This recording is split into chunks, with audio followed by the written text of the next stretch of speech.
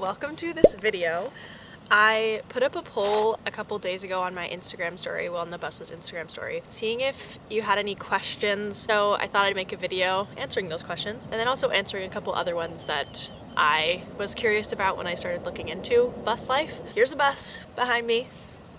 So anyway, let's get into these questions. How do you find places to sleep? Question number one. What I'm about to say is not sponsored, but honestly it should be at this point. I use a website called Harvest Host to stay or to book places where I sleep at night, where I park the bus at night. It is a membership, so I think it's $100 a year, around that, and I'll show you what it looks like. You can stay at farms, breweries, wineries, and golf courses, or you can add on to that fee and add what is called Boondockers Welcome, which is where you can stay at people's homes in their driveway. And that's an additional $30 a month, I think. And I did it. So worth it. Some of the locations have water, they have electricity hookups, some of them have Wi-Fi. It's just all around amazing value, and you don't pay a nightly fee. Like, you pay that membership fee and that's it.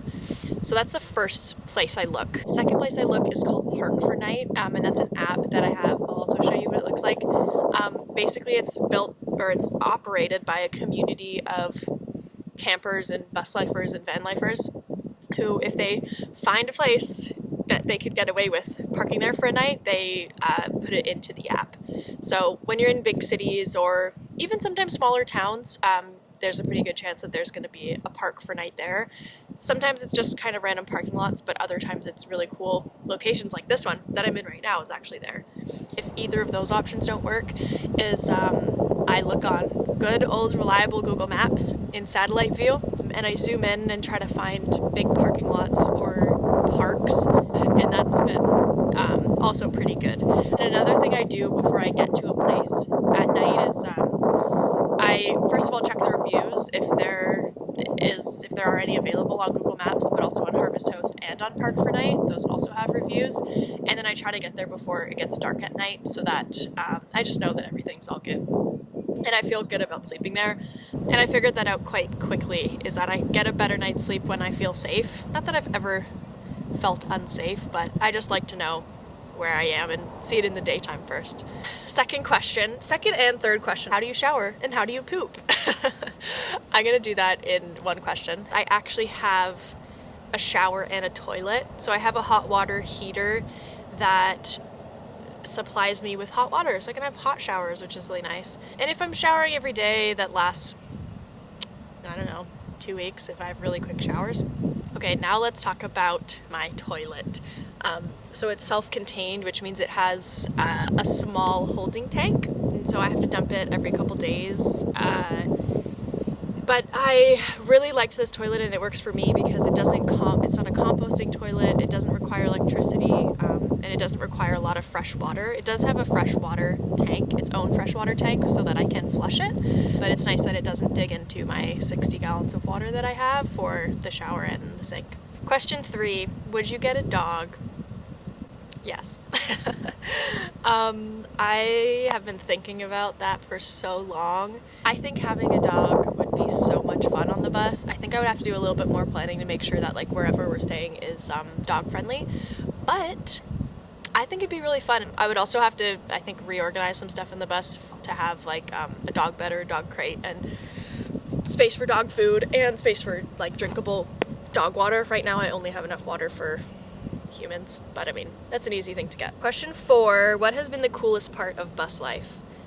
I think the coolest part has been to be able to do what I want on any given day, which is like, everyone can do that. You don't have to live in a bus to do that. But I think that was a big like learning moment for me, because when I started this, I just had this idea that I had to do everything. Like, I had to see all the national parks, I have to do all the hikes and see all of the like bucket list items and whatever. But I think that was the mindset switch for me of like, I don't have to do that. And one of the big things that really made me change my mind on that was like realizing that the bus is like my life, it's my home, it's my normal day-to-day thing. I work in there, I do dishes, I have to do laundry, I sleep in there. Like, when you're in your normal house, at least when I'm in a normal house, I don't feel a pressure to have to do everything all the time, and like I don't feel that same pressure. So I think having that mindset switch just kind of made me realize, like, yeah, I can wake up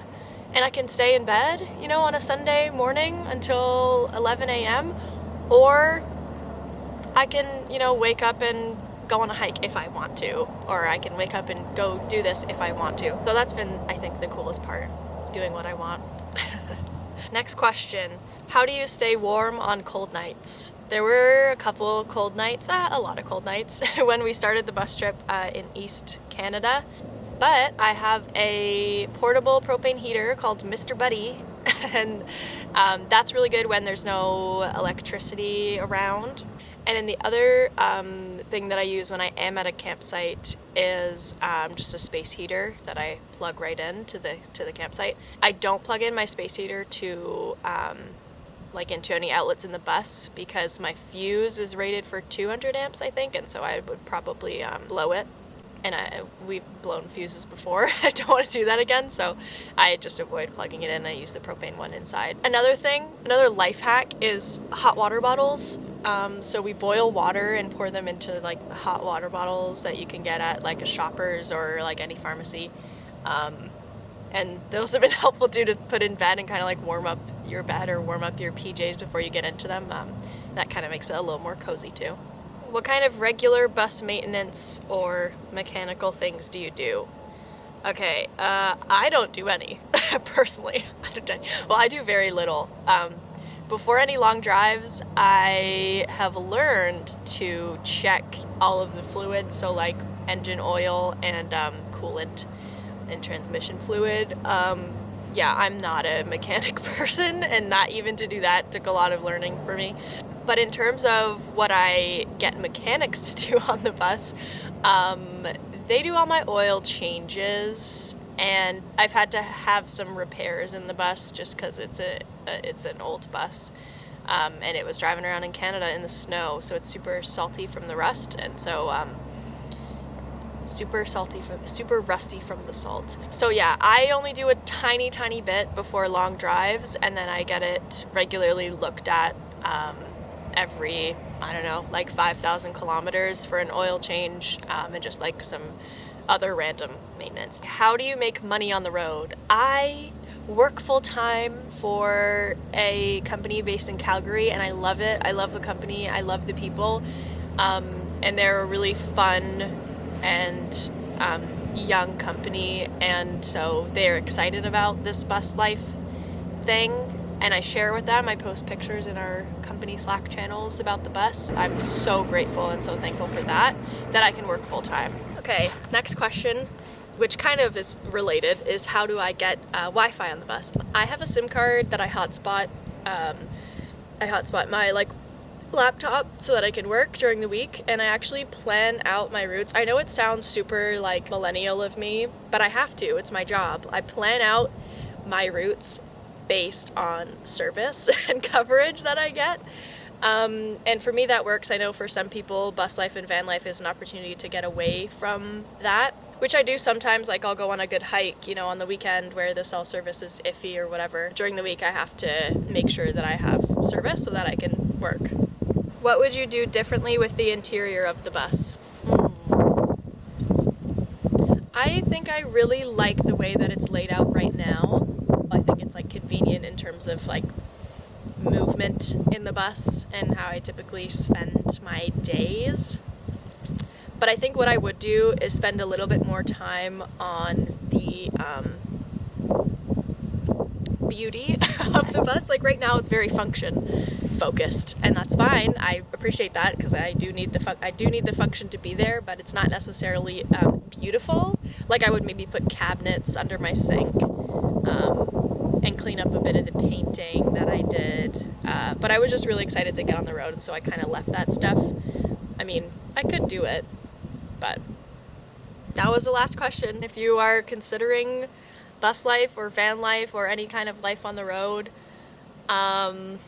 make sure that you're asking questions even if they sound stupid, because I probably should have asked more questions when I started all of this. I've done lots of learning though. Anyways, thank you for watching this video, and if you have any other questions, just comment them or follow Bus Lightyear's Instagram. So anyway, thanks for watching!